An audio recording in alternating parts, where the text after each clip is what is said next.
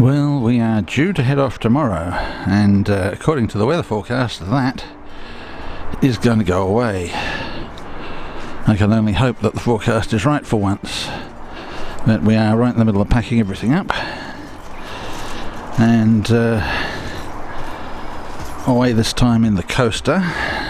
So hopefully that, after all the maintenance we've done on it, is going to behave itself for a change. And we're hoping that the everlastings up north are still blooming. Some indication they may be starting to fade a bit, but people are saying it's a really good year. It's the first chance we've gotten to get away, so September the 3rd we'll be on the way. Just crossing our fingers that rotten weather is going to go away.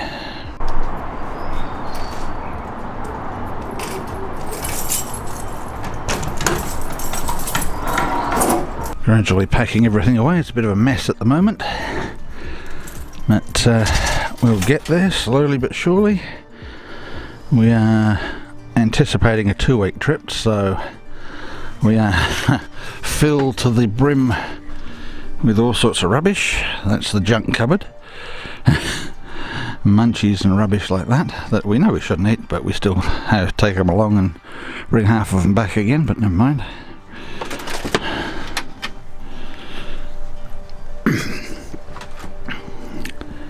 The fridge is getting there, although we've got a bit of space at the moment. It'll be filled before we go. But we're waiting for a delivery from Australia Post that was meant to be here on Monday. Gee, thanks Australia Post. It's now Thursday. And what we're waiting for is the voltage converter for this, the step-up converter. It's probably going to be mounted under here somewhere, or on the side, down along here.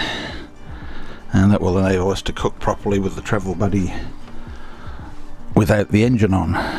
So we're gradually getting there, but yeah, we're getting the last things packed today and hoping this rotten weather goes away tomorrow. Morning guys, it's Friday morning. We should be heading off today, but we're still waiting on a delivery for the voltage step-up converter. It's supposed to be here on the 30th according to the first advice we got. Now, well, we don't know. It's something I really wanted to test out on this trip, because we're probably not going to be taking the coaster out again for a little while. But now we're stuck. The delivery is supposed to be at the latest today, so now we've just got to hang around and hope it turns up. Then I've got to install it, and it looks like we're now going to be off tomorrow. So that's the way things go sometimes. Nothing we can do about it. The weather is clearing, so at least there is that. So hopefully next time I see you, we will be rolling out of the driveway. Cheers, catch you later.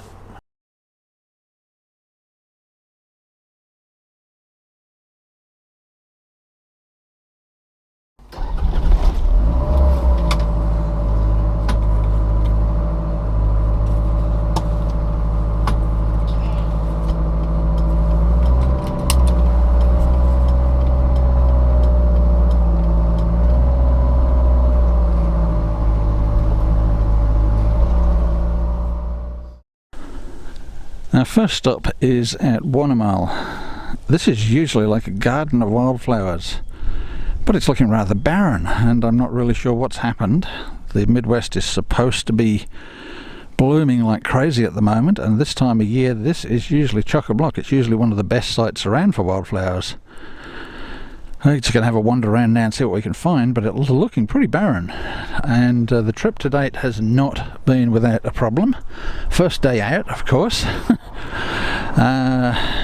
Anybody who's been watching the channel for a while will know that we've had the coaster worked on many times. The latest one was to put a new record radiator in there. We then took it on a test trip to Harvey, and everything went well. But we got to Bindoon today and the coolant alarm went off.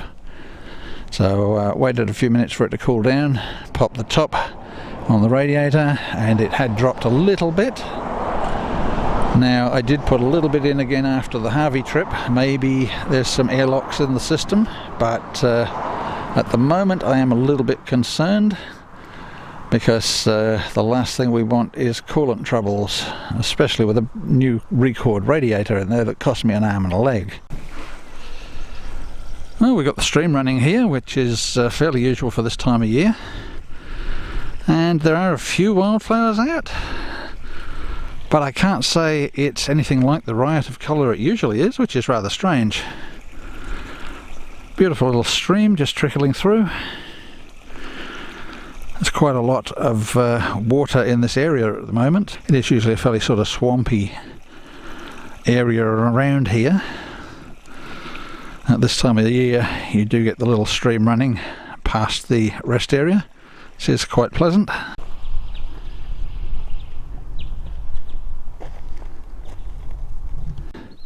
Looking at the vegetation here, it looks like there may have been a fire that's caused the degradation of the wildflowers here.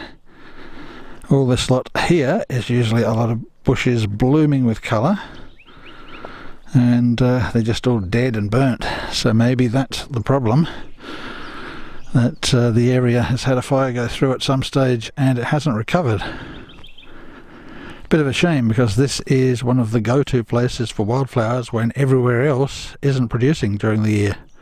One of the cool things about the Wannamal rest area is this little free library, and the idea with this is you bring a book in you've finished, drop it off, and take one away that you're interested in. And they've just got it located in this little seat here.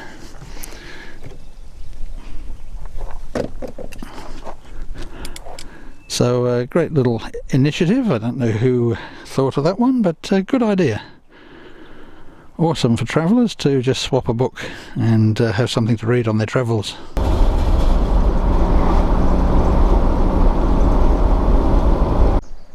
This is the Mogumber Oval, and good little overnight rest area. Does have toilets. Quite a lot of space for people to park up. As you can see, we're hiding up the end here. I like to park about as far away from the toilets as I can get, because tends to ensure a bit more peace and quiet if more people come in, and I'm pretty sure that people will come in tonight, because there are a lot of people on the roads. Lovely little spot. We've stayed here a number of times. The hall is for hire for groups, if anybody wants to hire it, or caravan groups, motorcycle groups, whatever. And then they can get the use of the kitchen, and they have better toilets attached to that are locked up. So $6 a night I think it was, so hopefully it's still the same. It's the change I've got in my hand at the moment. I'm just about to go down and pop it into the honour box. Okay, so still $6 a night, so we'll pop that in the honesty box in the corner here.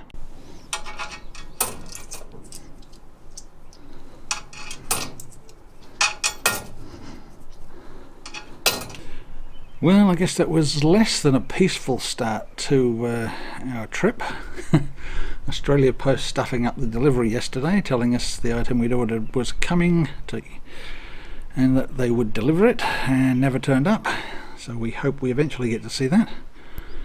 It won't be until we get back though, and we did want it for this trip, so a bit of a pain in the bum. Thanks Australia Post. If you're not going to deliver it, don't say it's coming today. Waited in all day and nobody turns up. That really is crappy service. I guess they're too busy giving Cartier watches to their executives to actually bother with little people like us, perhaps. But anyway, we drove up Tonkin Highway, and which then became the Great Northern, got as far as Bindoon, and unfortunately, as you will have heard already in the video, we had a bit of a coolant issue. Now I'm going to let it cool down overnight, and I'll have a look in the morning and see just how things are going.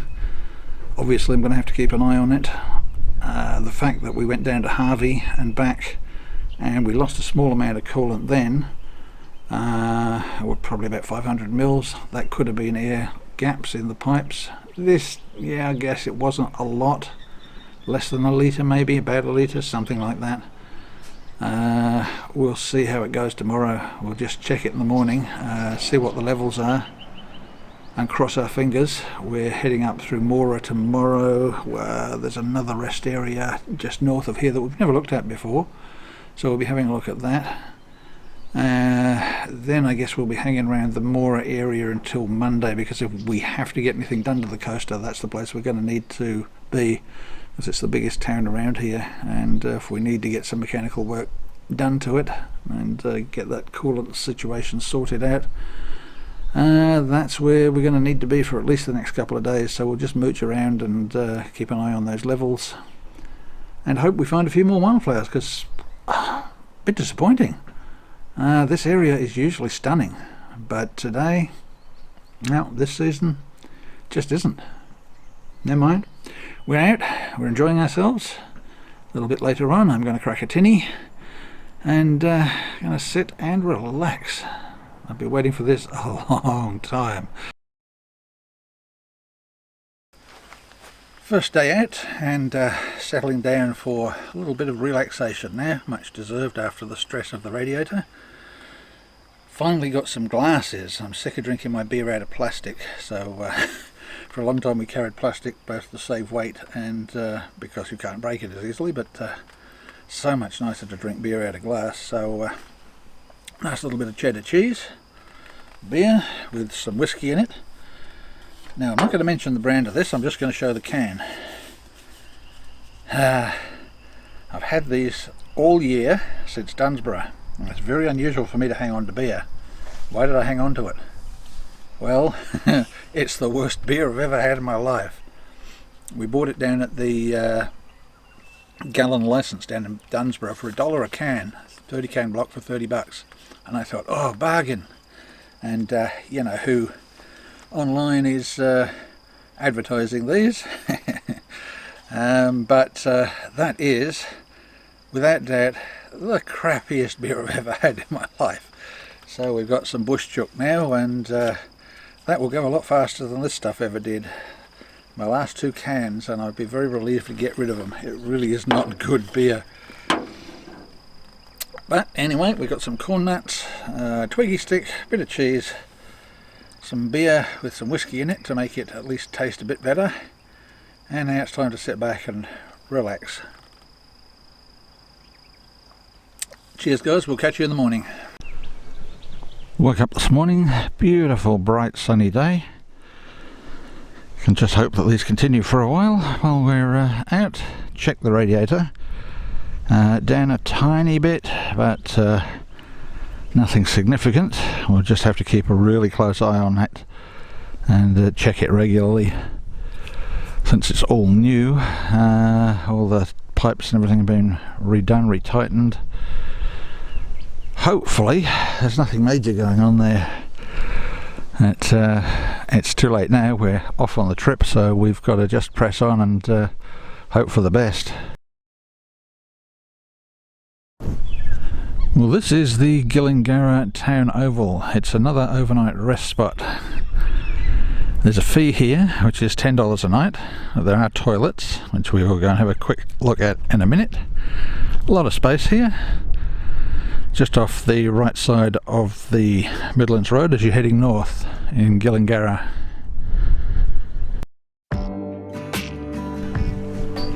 So the dunnies here are not in bad shape.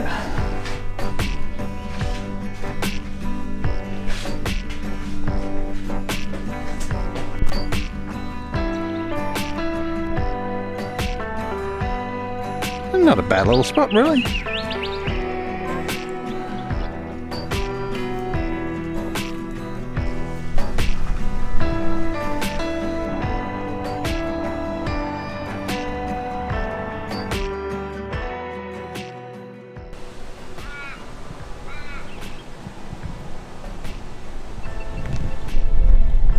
This little spot is called Koojan Salmon Gums Reserve. It's a bit north of Gillingarra.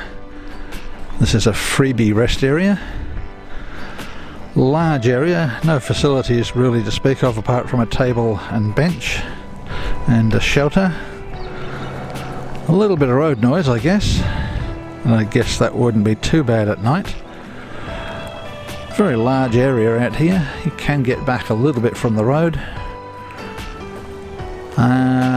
Really, I couldn't say much about it because there's not really much here apart from some trees, and we have the little shelter here. but no sign of wildflowers or anything like that.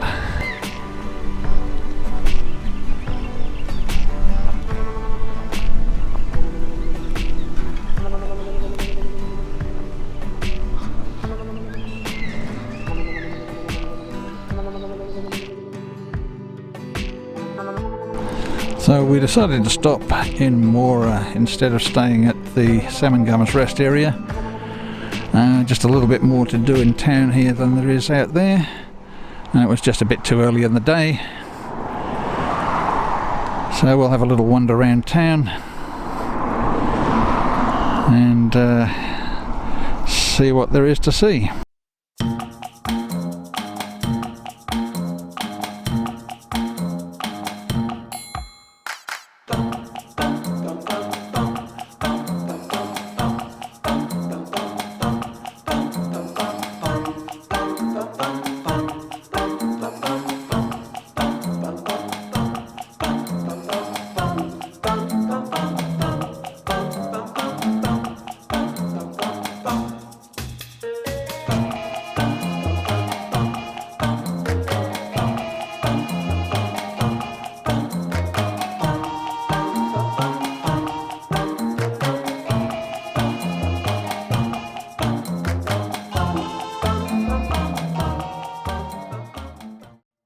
In the end, we decided not to stay at Moora. The RV area there might be useful, but boy was it full. People everywhere, and of course some dills hanging up washing lines when they're not supposed to. One of the main rules of those places is don't put fixed stuff outside, don't drop water to ground, don't hang up washing, but they do it anyway, and then they wonder why they get closed down. So we decided enough was enough. We didn't want to be part of that sort of scene, and we moved on to a little out of the way place called Lake Edawa, E-D-A-W-A. Not exactly a lot of room down here. It's a slopey sort of site. We had to get right up close to the water to get anything like level. There's a little spot up behind us here that would be probably better for a caravan, and there's another site further in, but it would be a little bit challenging to turn around in the second site. Bit of a slope coming down from a gravel road. Only facilities here are a couple of bins, but a nice spot. Good view out over the lake. Wouldn't be surprised that there's a couple of mozzies here come dusk and dawn, so have to get some repellent on if we're going to sit outside. Well, yeah, rather nice little spot. I would imagine that in the middle of summer this is going to dry up fairly substantially. Not going to look anything like as nice as it does now, but a good spot to overnight, I think. And we'll just settle down now and listen to the bird song. As you can probably hear behind me there, they're singing away, and just relax. I guess that's mostly what we're here to do. I may even get the drone out later and get a picky or two with that.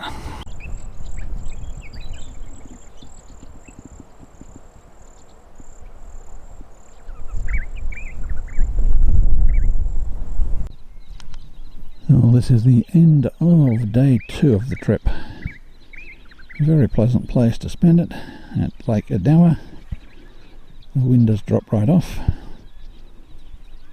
and the sun is just setting. Really beautiful, tranquil little spot down here. Not really room for many rigs. Comfortably, probably 2 or 3 would fit in around this area. There's a spot over just hidden from the camera at the moment, where I think there's a caravan or something like that. And we're in the turnaround area, and you might just squeeze 2 or 3 in here and 1 over that side, although the other side over there is a little boggy to get in, and I don't think it's a good turnaround. This is the only spot where you've got to turn around, I think.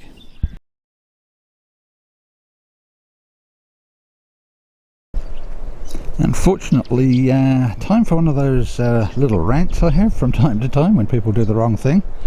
When we got here yesterday, This fella down here, that little fire, had glowing coals in the bottom. Somebody had wandered off and not put it out properly with water. Now, I guess if you'd run out of water, or you're in the middle of the Simpson Desert and you need it to survive, maybe you wouldn't put it out with water. But hey guys, whoever the hell you were, what do you think that is? Honestly, you couldn't get a bit of water from the lake and put your bloody fire out properly. It is criminal in this country to leave fires alight. Yeah, they think, oh, it's out, look, it's only coals. Didn't bother to check underneath for the glowing coals in the ground. Now, we've got a lot of wind now. You can see from the lake that the wind has come up today quite a lot more than it was yesterday. If that had happened yesterday, could have been a problem. Could have got into the grass around here. There's plenty of dry grass starting to develop along the shores of the lake. Could have had a fire. You know, I don't know how many times we've got to tell people this. Put your fires out with water. Nothing else does the job. They never even made an attempt to put this out. This was just left glowing. You could see the charcoal sitting on top. There's not even any sand put on top. And anyway, putting sand on top is stupid, because a kid could have got out of their car, walked over the top of it and got 3rd-degree burns on their feet. Put fires out with water, please.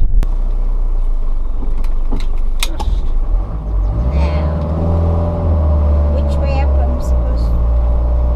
This way.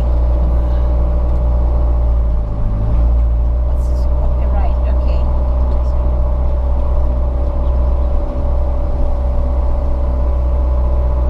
It's moved, I think. Fancy a circle.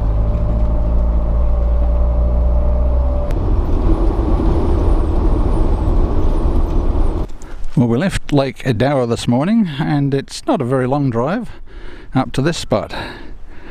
And this is the first place that we've really seen some wildflowers. The bush here seems to be alive with them, and this little place is known as Miamoon. Never been here before, strangely enough. We've been to Untitled Rocks, which isn't that far away, and we've never been in here. Now we're going to check it out and see what we can find.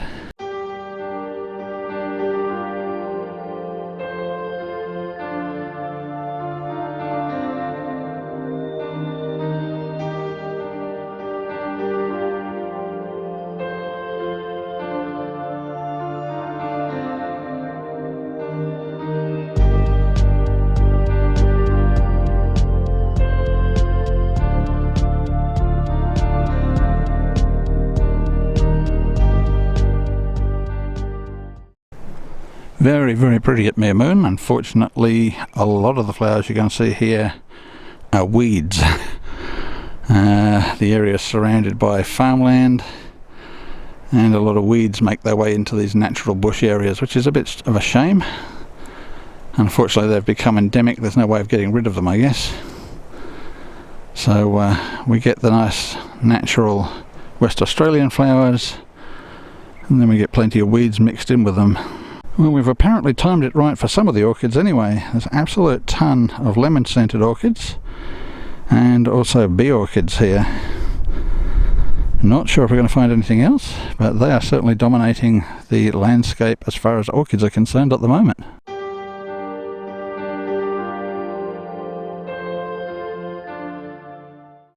Let's see the tadpoles in there, hopefully. They've got to get a move on, turn into frogs well before the pool dries up. Not a lot of them, and the odd one or two. They've probably eaten all the rest, knowing tadpoles. I don't know if the camera is going to pick this up, but as the wind ripples across the grass here, and of course now I want the wind to blow, it stopped blowing. Here we go, a little bit further up there. Let's see if it'll do it. That's amazing. You don't want the wind to blow, it blows like crazy. Here, that rippling effect, I'm hoping the camera is picking that up. Quite an unusual effect it has on these grasses here. Just waiting for the wind to blow a little bit more. It was doing it beautifully just now. Further up the hill there. I don't know if you can see that. There's a lovely effect. It's almost like water rippling as the wind hits the grass here.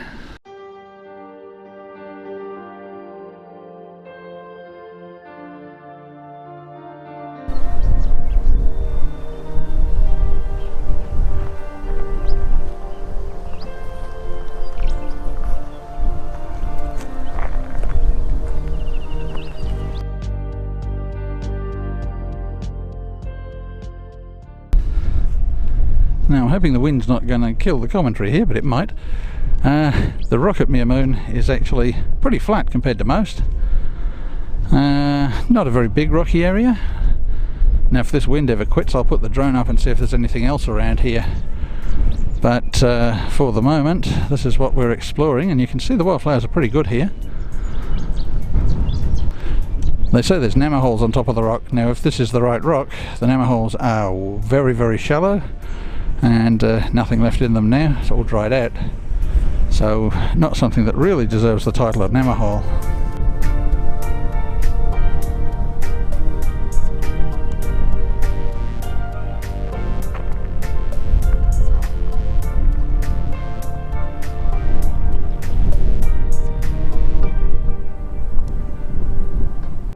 You can only just begin to imagine what the countryside must have been like before European settlement, and the flowers stretched for miles in every direction. It would have been really something to see.